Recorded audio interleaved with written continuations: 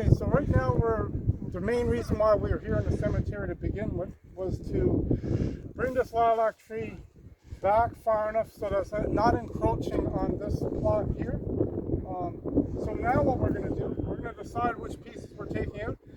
A really good idea is to actually get your partner, if you have one. If not, literally fold back what you think you want to take and then look back at what it's going to look like when it's removed. Now in this particular situation, we're here to remove these no matter what, so we're probably going to take them out anyways. But in your own applications at your own house, if you're doing garden work somewhere else and you're removing a branch off a tree, it's a good idea, even if you had an extended pole or any kind of device, or get your partner to fold it down and look at it.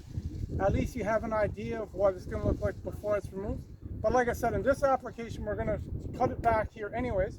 But if you're cutting branches that are larger, it's a good practice to not cut back to your cut of choice at the end. Leave that. Don't do it right away, because if you cut down there, if this peels back, it may peel back on the trunk and damage it.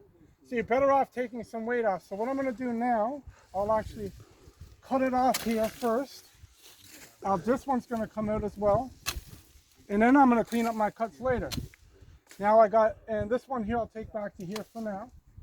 Now I'll come in here with my saw or my pruners and I'll do my final cut. So I'll go perpendicular here again. I will go perpendicular here again down here on this one.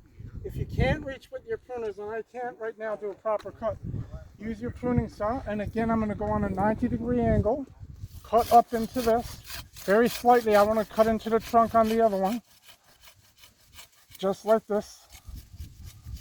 And now I'll remove.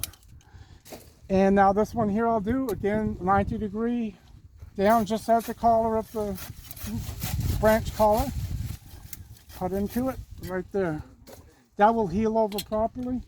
Now what I want to do is step back and look at it and decide if it's far enough back from this plot or not.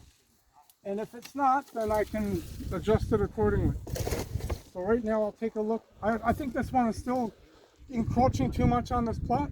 So I think what I'm going to end up doing is taking this one out and this one, and then I'll look back and step back and look at it again. So it's important to you're better off taking smaller amounts first, because once you cut a larger piece, there's no option, you can't put it back. So you're better off taking out smaller pieces, working back to the crown that way.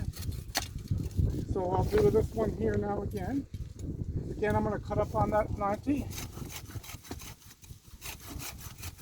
There's a lot of good websites for tips on pruning techniques as well, so you can go on YouTube or anything and get really good resources of information on those sites. But now I'll cut it out. So now I know I got it pretty far back off this plot. There's a few overhanging here, so I may want to tip these guys back a little bit, like that. Take out some more dead. And kind of aware as I'm working here that I'm stepping over someone's grave, so try to have a bit of respect. Although most people, when you're working from home, you're not doing this scenario, but here I am. So.